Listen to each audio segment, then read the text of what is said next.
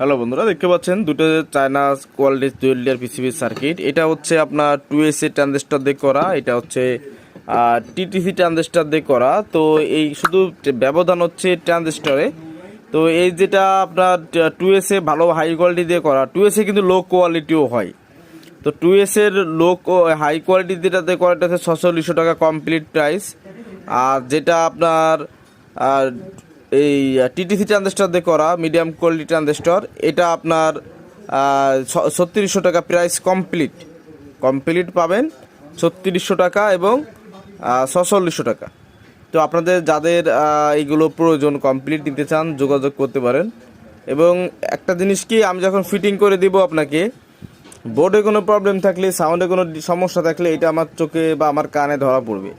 এটা কমপ্লিট করেই কিন্তু আপনাকে পাঠানো হবে, অন্যথায় বোর্ডটা চেঞ্জ করে অন্য বোর্ড লাগাইতে হবে।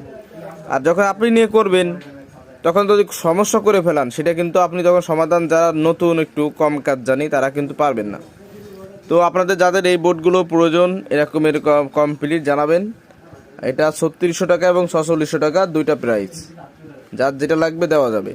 এবং এটাতে ভোল্টেজ 50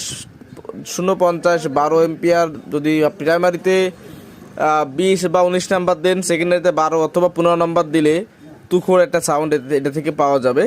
তবে নর্মাল বেস্টনে হয়তো সাউন্ড একটু কম মনে হতে পারে, ভালো বেস্টন না দিলে কিন্তু সাউন্ড উঠবে না। তো সেক্ষেত্রে কী করতে হবে, এটা গেইন রেজিস্টার চেঞ্জ করে দিলে ভ্যালু বেড়ে যাবে। তবে অতিরিক্ত যদি ভ্যালু আপনি গেইন রেজিস্টার দিয়ে বাড়ায় দেন চেঞ্জ করে, তাহলে কিন্তু সাউন্ডের অ্যাকুরেসি বা সাউন্ডের মিষ্টিত্ব বা কোয়ালিটি একটু নষ্ট হবে, এটাই স্বাভাবিক। বাংলা সার্কিটগুলো যেমন জমের চেঁচাই ইত্যাদি।